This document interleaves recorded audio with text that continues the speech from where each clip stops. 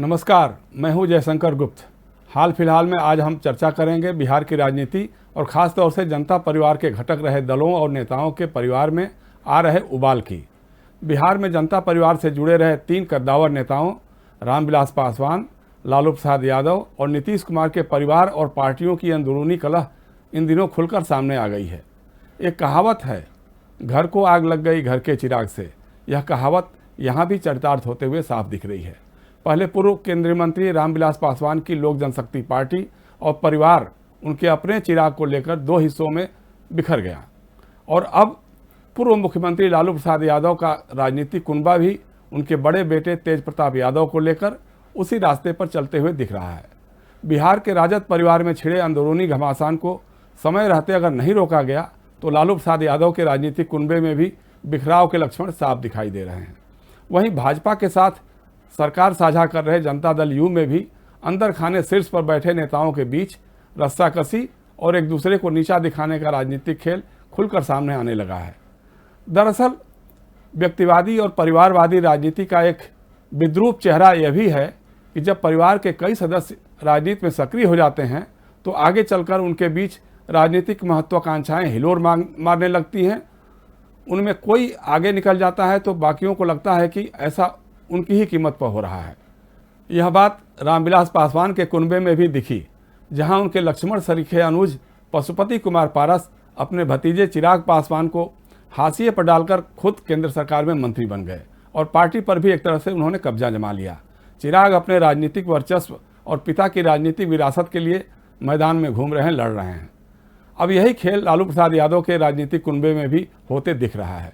इसे विडंबना ही कहेंगे कि एक तरफ जहां लालू प्रसाद बिहार से लेकर दिल्ली में भी प्रधानमंत्री नरेंद्र मोदी और उनकी भाजपा को मजबूत चुनौती और शिकस्त देने के लिए विपक्ष को एकजुट करने की कवायद में जुटे हैं, वहीं बिहार में उनके बड़े बेटे और पार्टी के विधायक तेज प्रताप यादव, उनके और उनके दूसरे बेटे विधानसभा में विपक्ष के नेता तेजस्वी यादव और उनकी पार्टी के लिए मुसीबत का कारण बने हुए हैं।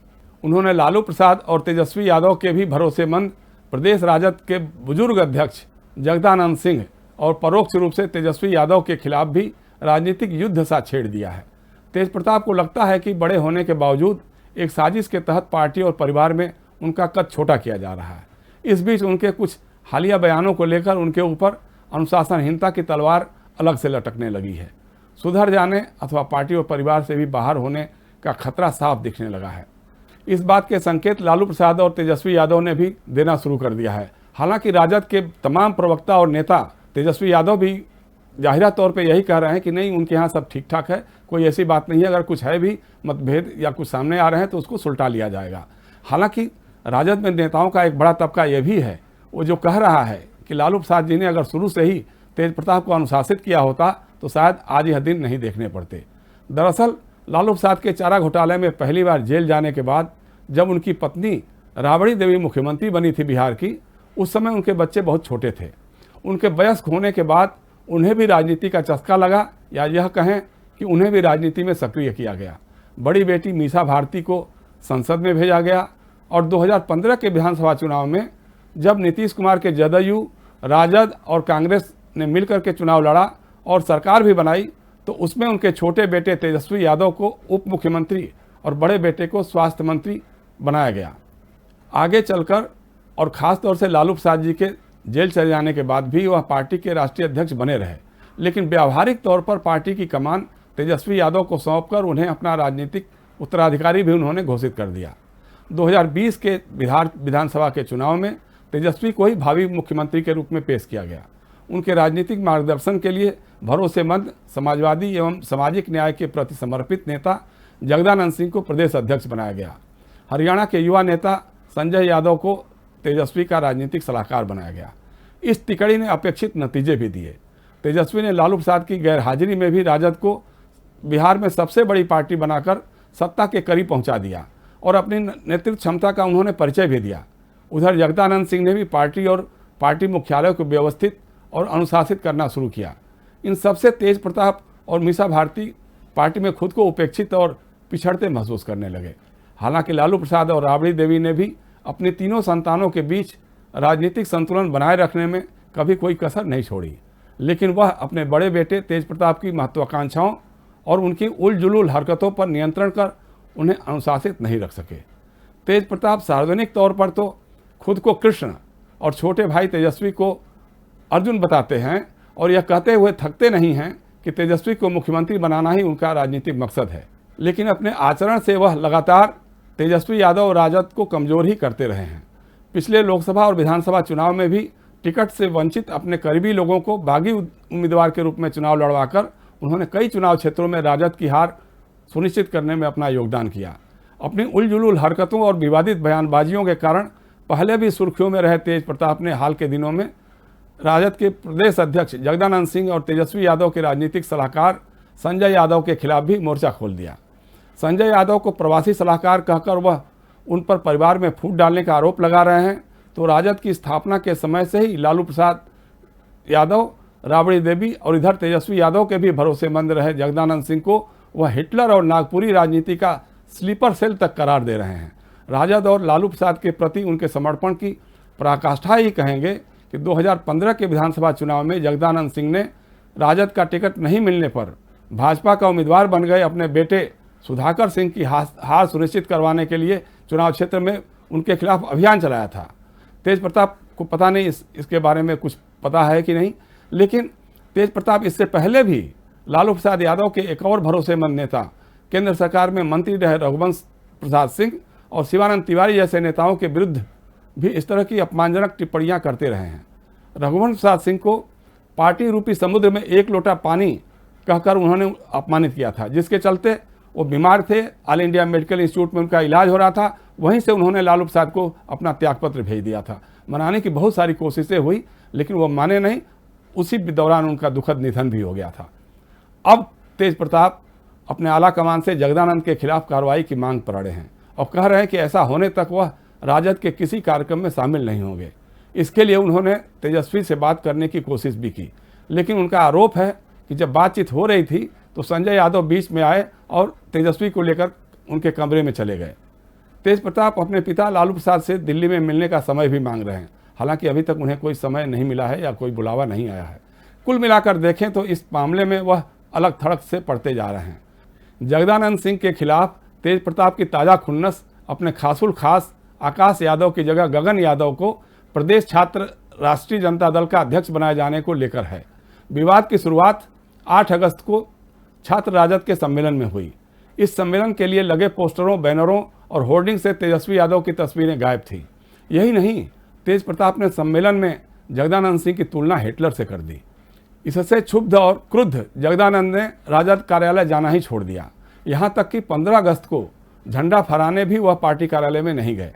काफ़ी मान मनोबल और तेजस्वी के साथ 2 घंटों तक की बैठक के बाद वह राजद कार्यालय पहुँचे और सबसे पहले तेज प्रताप के करीबी आकाश यादव की जगह गगन यादव को प्रदेश छात्र राजद का अध्यक्ष उन्होंने बना दिया। इससे भड़के तेज प्रताप ने जगदानंद सिंह पर नियम और पार्टी के संविधान की अवहेलना का आरोप लगाया और कहा कि ऐसा करने से पहले उन्हें उनसे बात करनी चाहिए थी, क्योंकि छात्र राजद के संरक्षक की हैसियत से उन्होंने ही आकाश को छात्र राजद का अध्यक्ष बनाया था। लेकिन जगदानंद सिंह ने साफ किया कि पार्टी में छात्र राजद के संरक्षक का कोई पद ही नहीं है और प्रदेश छात्र राजद के अध्यक्ष के पद पर प्रदेश राजद के अध्यक्ष के तौर पे उन्होंने किसी को नियुक्त ही नहीं किया था, इसलिए किसी को हटाने की बात बेमानी है।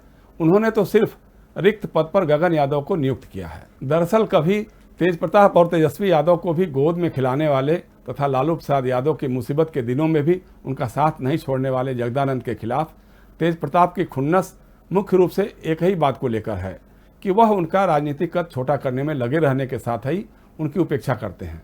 उन्हें उस तरह का भाव नहीं देते हैं जैसा वह तेजस्वी यादव को देते हैं। मसलन जब वह यानी तेज प्रताप पार्टी के कार्यालय में आते हैं तो प्रदेश अध्यक्ष उनका उस तरह से स्वागत नहीं करते जैसा तेजस्वी यादव का करते हैं। वह उनसे फ़ोन पर बात भी नहीं करते और न ही सार्वजनिक कार्यक्रमों में उनकी बातों पर वह ताली ही बजाते हैं। हास्यास्पद बात है, लेकिन हाँ, ये भी एक शिकायत है। लेकिन उनके हालिया बयानों ने उनके सिर पर अनुशासनहीनता की तलवार लटका दी है। वह यह समझने में भूल कर बैठे कि जगदानंद सिंह जो भी कर या कह रहे हैं उसके लिए उन्हें लालू प्रसाद यादव और तेजस्वी यादव से हरी झंडी मिली हुई है। शायद इसलिए भी लालू यादव और तेजस्वी यादव उनके विरुद्ध कुछ भी बोल नहीं रहे हैं। बल्कि संकेतों के जरिए तेज प्रताप को संयमित और अनुशासित रहने की सलाह दे रहे हैं। तेजस्वी यादव ने तो कहा भी है कि तेज प्रताप उनके बड़े भाई हैं, लेकिन हमारे माता पिता ने हमें अनुशासित और बड़ों का सम्मान करने की सीख दी है। तेजस्वी ने यह भी कहा है कि जगदानंद जी बड़े नेता हैं और पार्टी के प्रदेश अध्यक्ष हैं। उन्हें प्रदेश संगठन में सभी तरह के फैसले लेने का पूरा अधिकार है। ऐसे में अगर उन्होंने छात्र राजद के प्रदेश अध्यक्ष के पद पर किसी की नियुक्ति की है तो यह उनका अधिकार है। कहा तो यह भी जा रहा है कि अगर तेज प्रताप अपनी सीमा में नहीं रहे और इसी तरह के बयान देते रहे तो उनके विरुद्ध कार्रवाई भी हो सकती है। लेकिन इसका राजनीतिक नफा नुकसान किसे होगा, राजद नेतृत्व के सामने यह सवाल भी तो है। इस बात का आकलन भी हो रहा है कि तेज प्रताप के विरुद्ध कार्रवाई होने और नहीं होने का राजद के परिवार की सेहत पर क्या असर पड़ेगा। दूसरी तरफ बिहार भाजपा के साथ साझा सरकार का नेतृत्व करते हुए भी खुद को असहज महसूस कर रहे जनता दल यू की अंदरूनी कलह भी इन दिनों खुलकर सामने आने लगी है। नीतीश कुमार के खासुल खास रहे आरसीपी सिंह के केंद्र में मंत्री बन जाने के बाद उनकी जगह एक और खासुल खास रहे सांसद राजीव रंजन उर्फ ललन सिंह को राष्ट्रीय अध्यक्ष बनाए जाने के बाद स्वागत समारोहों के जरिए जनता दल यू की गुटबाजी और नेताओं के अंदरूनी मतभेद खुलकर सामने आने लगे हैं। नीतीश कुमार खामोश हैं। कहा जा रहा है कि इन सब पर वह 29 अगस्त को जदयू की राष्ट्रीय परिषद की बैठक में खुलकर बोल सकते हैं। जनता दल यू की अंदरूनी कलह पर फिर कभी हम चर्चा करेंगे। तो हाल फिलहाल में आज बस इतना ही। आप सबको रक्षाबंधन की हार्दिक बधाई और शुभकामनाएं। और हाँ, अगर मेरा यह वीडियो आपको पसंद आ रहा हो तो लाइक और शेयर का बटन ज़रूर दबाएं। चैनल को सब्सक्राइब करें तो आभार मानूंगा। वीडियो के कंटेंट पर आपकी प्रतिक्रियाओं का भी स्वागत रहेगा। नमस्कार।